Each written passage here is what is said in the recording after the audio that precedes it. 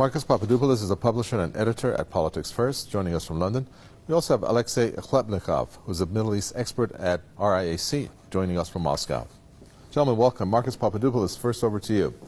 The basis of the U.S. being there is what is, I believe, is what's wrong here, because it's not there by the invitation of the Syrian government, so it's pretty much just occupying another country's soil.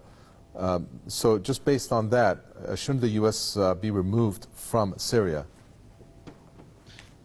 Well, with the world being gripped by what is known as COVID-19, the Americans have exploited this by augmenting their occupation of parts of northeastern Syria.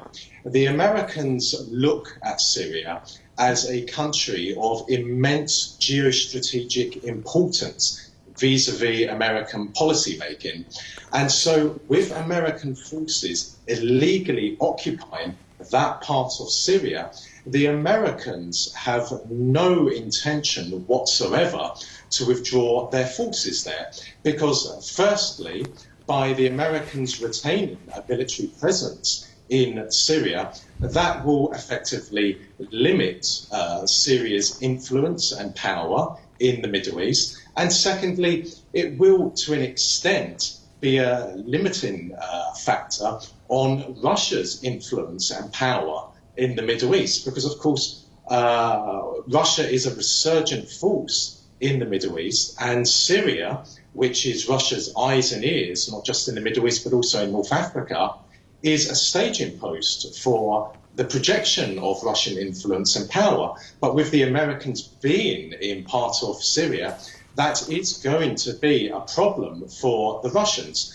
And of course, as regards international law, the Americans have no standing whatsoever to be in Syria. The American presence in Syria is an occupation. The Syrian government never invited the Americans to come into Syria. Of course, the Syrian government invited the Russians, so the Russian military presence in Syria is absolutely legal in accordance with the Syrian constitution and also with international law.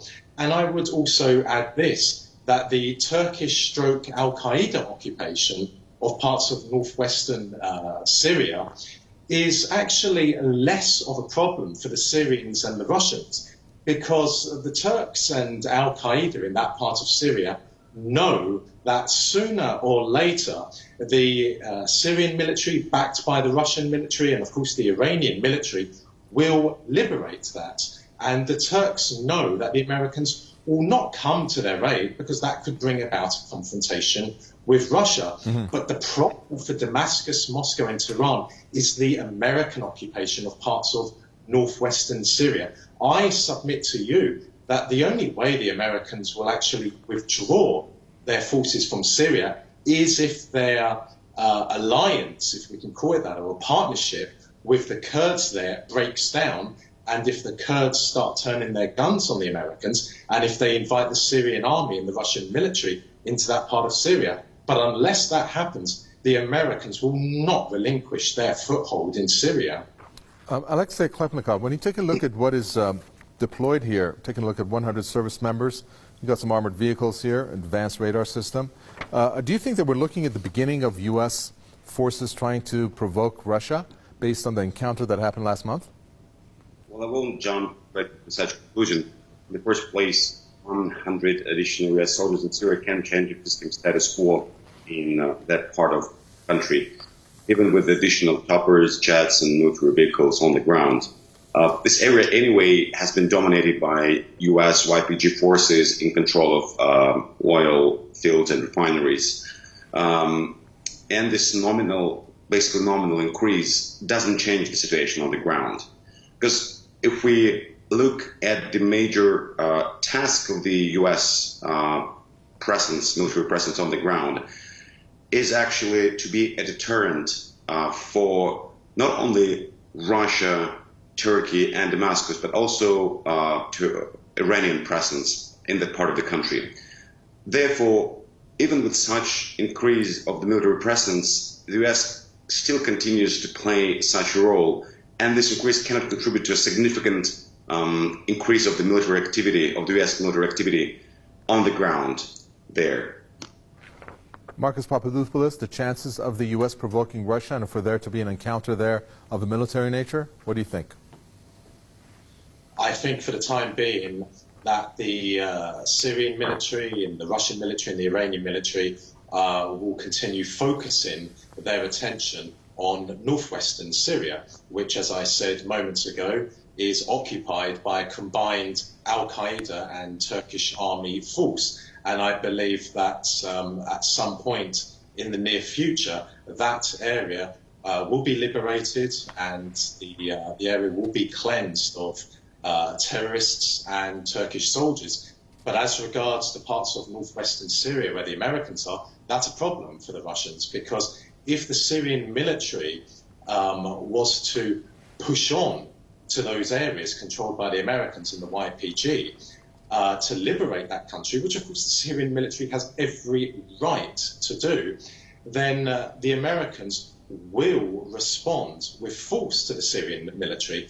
And of course, the Russians would not sit back and be idle and allow the Syrian military to incur losses. But I think that's hypothetical. I think the reality is that for the time being, there will not be a Syrian military campaign in that part of Syria, because of course that would draw a response from the Americans, and the Russians would be in a very awkward, in a very difficult situation, because of course if they were to respond to an American attack on an advancing Syrian army, then of course that could bring about a conventional confrontation between the Americans and the Russians in Syria, which could lead to a wider confrontation between the two superpowers in the world. And if there's a conventional confrontation between Washington and Moscow, inevitably that would lead to a nuclear confrontation. Now, I don't believe that will happen, but I do think for the foreseeable future,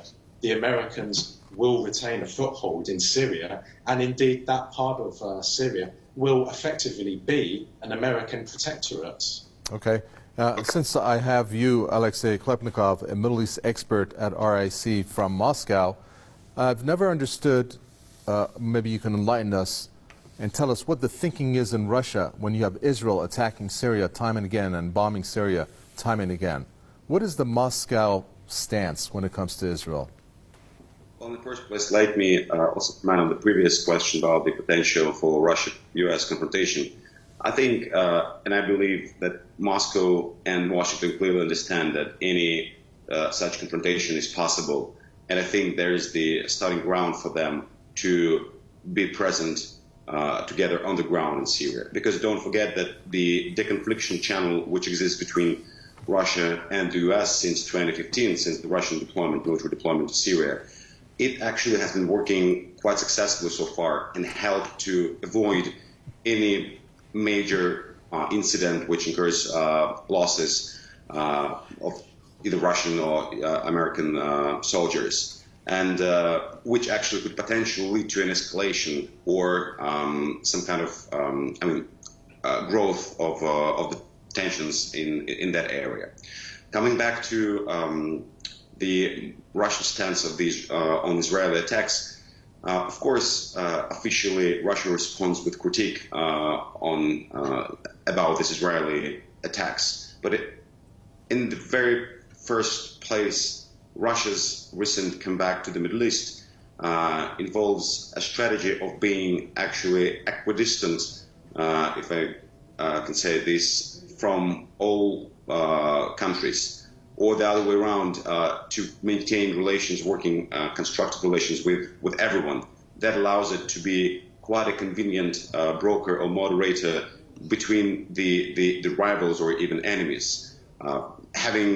Working and developing relations with Iran, Russia simultaneously works with Israel. It has ties with Qatar and Saudi Arabia and Turkey.